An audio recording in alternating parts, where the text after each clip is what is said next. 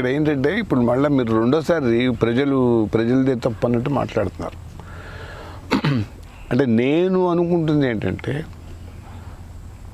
ప్రజలు పార్టీల వారీగా ఎవరి పార్టీ వాళ్ళు ఏకతాటి మీద నిలబడలా.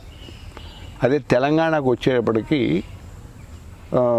అప్పుడు తెలంగాణ ఉద్యమానికి నేతృత్వం వహించిన కేసీఆర్ గారు పార్టీ లేదు, జెండా లేదు, మనందరూ ఒకటే జెండా ఒకటే ఎజెండా అని చెప్పేసి నిలబడ్డారు. ఈ పార్టీలన్నీ విన్నా, ఇంక్లూడింగ్ కాంగ్రెస్. మొత్తం అందరూ ఆ మిలియన్ మార్చ్ పెడితే నెక్లెస్ రోడ్లో మొత్తం అందరూ వెళ్ళారు.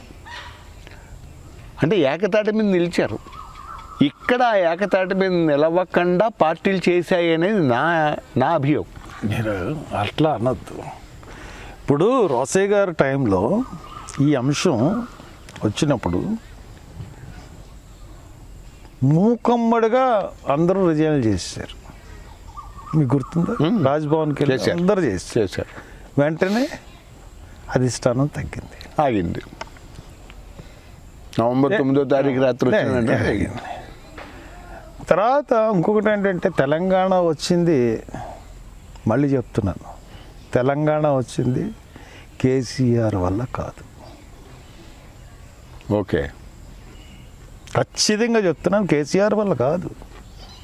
కాంగ్రెస్ తలుచుకుంది కాబట్టి కాదు. తెలంగాణ వచ్చింది, టు బి ఫ్రాంక్, గుర్తింపు పొందలేకపోయారు. తెలంగాణ తెచ్చిన వాళ్ళు ఆ తెలంగాణ క్రెడిట్ని వాళ్ళు తెచ్చుకోలేకపోయారు. కారణం ఇప్పుడు ఎవరంటే వాళ్ళు ఎవరంటే తెలంగాణ ఎంపీస్. తెలంగాణ ఎంపీస్ వల్లే తెలంగాణ వచ్చింది. ఎందువల్లంటే 2 నైట్లు 3 నైట్లు వాళ్ళు లోక్సభలో ఉండిపోయారు. విపరీతమైన పార్టీ మీద ఒత్తిడి తెచ్చారు. మాకు ఏం చెప్పేవారు, వాళ్ళు అలాగే చేసుకుంటారు, మీరు ఎట్టి పరిస్థితుల్లోనూ మీరు దానికి లొంగకండి, మేము విభజన చేయమని మాకు చెప్పేవారు.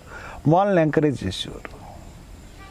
మేము ఉంటే వాళ్ళు రోజు వచ్చి గొడవలు చేసి అది చేసి లాబింగ్ క్రియేట్ చేసి, కానీ క్రెడిట్ ఇచ్చేటప్పుడు కాంగ్రెస్ పార్టీ కొంచెం తప్పిదం చేసింది.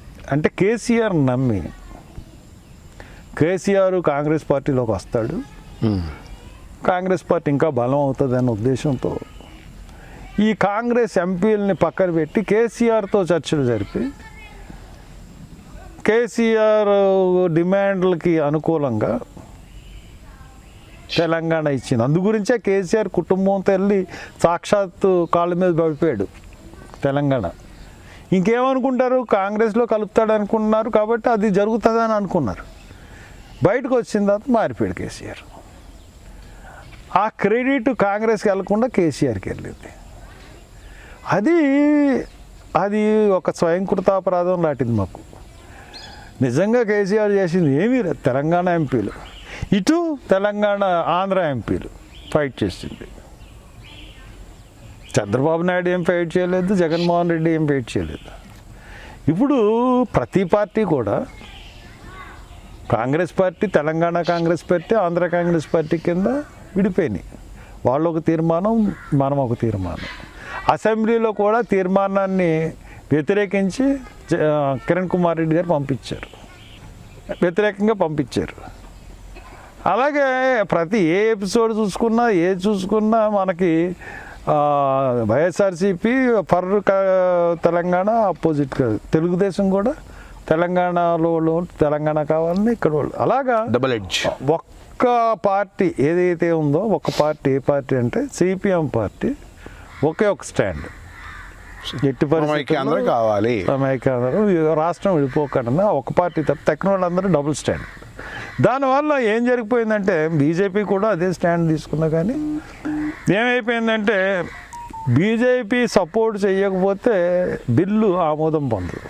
బీజేపీ అయితే ఎప్పుడైతే సపోర్ట్ చేసిందో బిల్లు పాస్ అయిపోయింది. ఇప్పుడు మమ్మల్ని ఆప్ చేయడానికి కానీ మమ్మల్ని కొట్టడానికి కూడా బీజేపీ కాంగ్రెస్లు ఏకమైపోయి ఒకళ్ళ చుట్టూ 5-6 నించుని బీభత్సంగా మాకు చేశారు. కాబట్టి అప్పుడు ఉన్న పరిస్థితులు బట్టి ఆ రకమైన పరిస్థితులు కనపడినాయి.